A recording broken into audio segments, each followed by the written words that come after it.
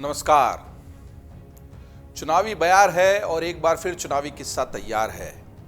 और हम जो इतिहास में झांक कर अलग अलग किस्से आप तक ला रहे थे 1952 के पहले चुनाव से लेकर कैसे कांग्रेस राज्यों में हारना शुरू कर चुकी थी और कैसे हमारे चुनाव एक के बाद एक अपनी उत्तरोत्तर सीढ़ियां चढ़ रहे थे, विकसित हो रहे थे, चुनावी प्रक्रियाएं मजबूत हो रही थी और देश चाहे राजनीतिक स्तर पर कुछ भी चल रहा हो मजबूत लोकतंत्र बनना शुरू कर चुका था। कैसे दुनिया के अन्य देश इस लोकतंत्र की होड़ में, इस लोकतंत्र की दौड़ में पीछे रह गए, लेकिन भारत ने तमाम विरोधाभासों के बावजूद लोकतंत्र को मजबूती से थामे रखा और लोकतंत्र ने भारत को।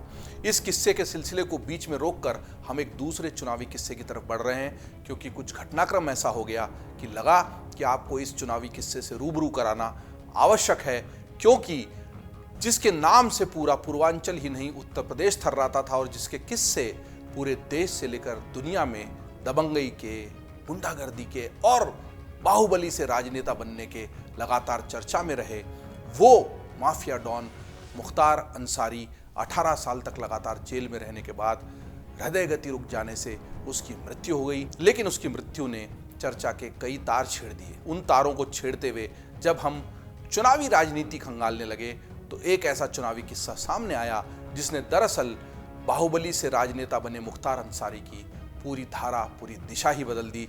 इसीलिए एक चुनाव, एक माफिया और उसका भाई, दोनों चुनाव मैदान में अपने गढ़ में माफिया को जीत मिलती है, वहीं माफिया के भाई को अपने घर में हार मिलती है। और कहते हैं कि माफिया के भाई की ये हार पूर्वांचल के सबसे खौफनाक हत्याकांड की वजह बनी और इसीलिए इस चुनावी किस्से के साथ हम आपके साथ मौजूद हैं। चुनावी किस्सों को लेकर जो प्रतिक्रिया आप दे रहे हैं, चुनावी किस्सों को जिस तरीके से मित्रों परिचितों में साझा कर रहे हैं, वो हमारा हौसला बढ़ाता है, हमें उत्साह देता है।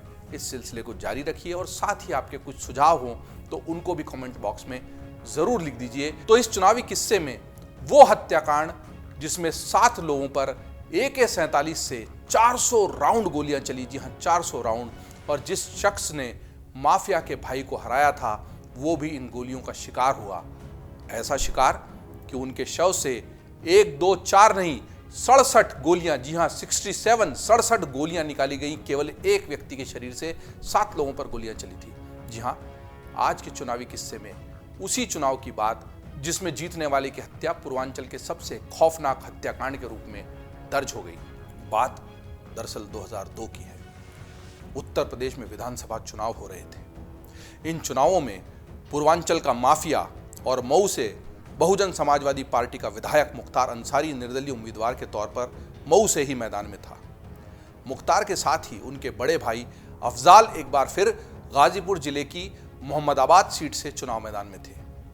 अफजाल इस सीट से लगातार 5 बार चुनाव जीत चुके थे, 4 बार भारतीय कम्युनिस्ट पार्टी के टिकट पर और वहीं 5वीं बार समाजवादी पार्टी के टिकट पर उन्हें जीत मिली थी। 2002 में भी अफजाल समाजवादी पार्टी के टिकट पर मैदान में उतरे थे। अफजाल के सामने भारतीय जनता पार्टी ने कृष्णानंद राय को टिकट दिया था। जी हाँ, यह नाम आपके जहन में तुरंत कौंध गया होगा और इस नाम ने आपके तार वहां जोड़ दिए होंगे जहां हम इस चुनावी किस्से को ले जाएंगे। जी हाँ, अफजाल के सामने भारतीय जनता पार्टी ने कृष्णानंद राय को उतारा था और हम बात कर रहे हैं 2002 के उत्तर प्रदेश के विधानसभा चुनावों की। 5 बार के विधायक अफजाल को भारतीय जनता पार्टी के उम्मीदवार कृष्णानंद राय ने 7,772 वोटों से हरा दिया। राय को 61,049 वोट मिले, वहीं अफजाल अंसारी को 53,277 वोटों से संतोष करना पड़ा और हार का मुंह देखना पड़ा। दूसरी ओर मऊ से चुनाव लड़ रहे मुख्तार ने बड़ी जीत दर्ज कर दी। निर्दलीय चुनाव मैदान में उतरे मुख्तार को 70,687 वोट मिले, जबकि दूसरे नंबर पर समता पार्टी के उम्मीदवार सीता रही, उन्हें सिर्फ 37,645 वोटों से संतोष करना पड़ा।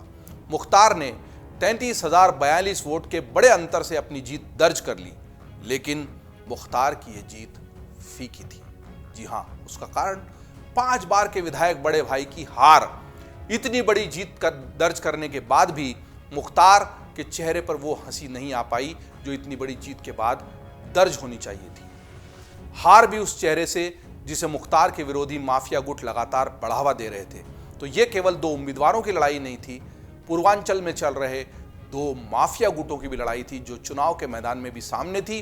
दरअसल कृष्णानंद राय को उन विरोधी माफियाओं ने समर्थन देना शुरू कर दिया जो लगातार मुख्तार के विरोध में थे।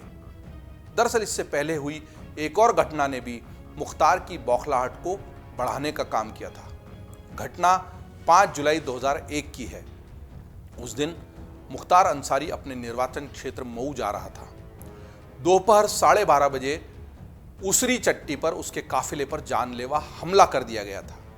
फायरिंग में 3 लोगों की जान चली गई थी और इसे लेकर मुख्तार अंसारी ने माफिया डॉन ब्रजेश सिंह और उनके करीबी त्रिभुवन सिंह के खिलाफ मुकदमा दर्ज करवाया था। फिलहाल यह मुकदमा गाजीपुर की अदालत में अभी भी विचाराधीन चल रहा है। तब से अब तक लंबे चलते हमारे यहाँ मामले अदालत में अभी भी चल रहा है, लेकिन 2001 की इस घटना ने मुख्तार अंसारी को विचलित कर दिया था, क्योंकि लंबे समय से पूर्वांचल में उनको चुनौती देने वाला कोई खड़ा नहीं हो पाया था। एक तरफ खुद के काफिले पर हमला और फिर वहीं अपने भाई की हार। गाजीपुर की राजनीति में मनोज सिन्हा और कृष्णानंद राय का बढ़ता कद मुख्तार अंसारी को पसंद नहीं आ रहा था। दरअसल 1996 और 1999 में गाजीपुर लोकसभा का चुनाव मनोज सिन्हा ने जीता था। जी हां, वही मनोज सिन्हा जो अभी जम्मू कश्मीर की कमान संभाले हुए हैं। दोनों ही चुनावों में मनोज सिन्हा का कृष्णानंद राय और उनके लोगों ने खुला समर्थन किया था। 2002 में कृष्णानंद राय ने मुख्तार के भाई को हरा दिया। 2004 का लोकसभा चुनाव नजदीक आते ही गाजीपुर में खूनी खेल शुरू हो गया। फरवरी 2004 में कृष्णानंद राय के खास रहे अक्षय राय उर्फ टुनटुन की हत्या कर दी गई। 26 अप्रैल 2004 को कृष्णानंद के करीबी झिनकू और फिर भाजपा कार्यकर्ता शोभनाथ राय की हत्या कर दी गई।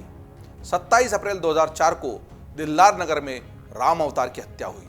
तो एक तरह से सिलसिलेवार हत्याओं का एक पूरा आतंक का दौर चल पड़ा था पूर्वांचल में, और कृष्णानंद राय के करीबी मारे जा रहे थे। मुख्तार गैंग की बौखलाहट भी साफ दिखाई दे रही थी और वो हार का बदला इस तरीके से लेते हुए दिखाई दे रहे थे। अक्टूबर 2005 में मऊ में त्रिस्तरीय पंचायत चुनावों के दौरान दंगे भड़के और मुख्तार को जेल जाना पड़ा।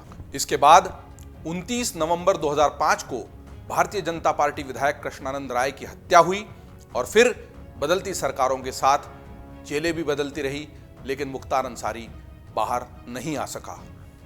लोकसभा चुनाव के बाद 12 चवर विकासखंड मुख्यालय पर कृष्णानंद के करीबी अविनाश सिंह पर फायरिंग की गई। अक्टूबर 2005 में एक मामले में जमानत रद्द कराकर मुख्तार जेल चला गया। मुख्तार के जेल जाने के बाद एक महीने बाद 29 नवंबर 2005 को विधायक कृष्णानंद राय अपने क्षेत्र के कनुआन में क्रिकेट प्रतियोगिता का उद्घाटन कर अपने पैतृक गांव गोड़ूर जा रहे थे। दोपहर करीब 2:45 बजे लट्ठू डीह कोटवा मार्ग पर बसनिया गांव के पास विधायक कृष्णानंद राय और उनके गनर सहित 7 लोगों की हत्या कर दी गई। वारदात को अंजाम देने में कुख्यात अपराधियों ने स्वचालित हथियारों का प्रयोग करते हुए अंधाधुंध फायरिंग की थी। हत्याकांड में पूर्व विधायक मुख्तार अंसारी, सांसद अफसाल अंसारी सहित अन्य पर भी मुकदमा दर्ज हुआ।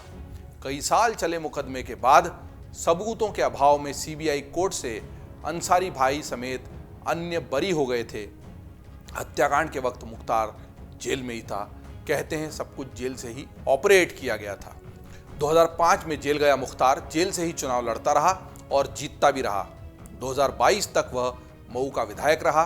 2022 के चुनाव में मुख्तार की जगह उसके बेटे अब्बास अंसारी ने मऊ सीट सुभाषपा के टिकट पर चुनाव लड़ा और जीत दर्ज की। 18 साल से जेल में बंद मुख्तार की 28 मार्च 2024 को बांदा के जेल में दिल का दौरा पड़ने से मौत हो गई। इस मौत के साथ ही एक अध्याय पूर्वांचल की राजनीति में और पूर्वांचल के गैंग वॉर में पूरा हो गया। लेकिन किस तरीके से मुख्तार अंसारी जेल से इस तरीके के वारदातों को अंजाम देता था, इस पर अलग से हमने अमरउजाला.com पर बताया है। लेकिन मुख्तार अंसारी के भाई अफजाल की कृष्णानंद राय के हाथों हार और फिर कृष्णानंद राय की हत्या हो जाना, ये वो चुनावी किस्सा था जो अचानक ही मुख्तार अंसारी की मौत के बाद चर्चा में आ गया और इसीलिए इस चुनावी किस्से को हमने आप तक पहुंचाया अमरउजाला.com के माध्यम से। इसी तरह के चुनावी किस्से देखने, सुनने, पढ़ने के लिए आप अमरउजाला.com के साथ बने रहिए। धन्यवाद। अगर आप ये वीडियो YouTube पर देख रहे हैं तो हमारे चैनल को सब्सक्राइब करें और बेल आइकन को दबाना ना भूलें। अगर आप Facebook पर ये वीडियो देख रहे हैं तो हमारे पेज को लाइक करें।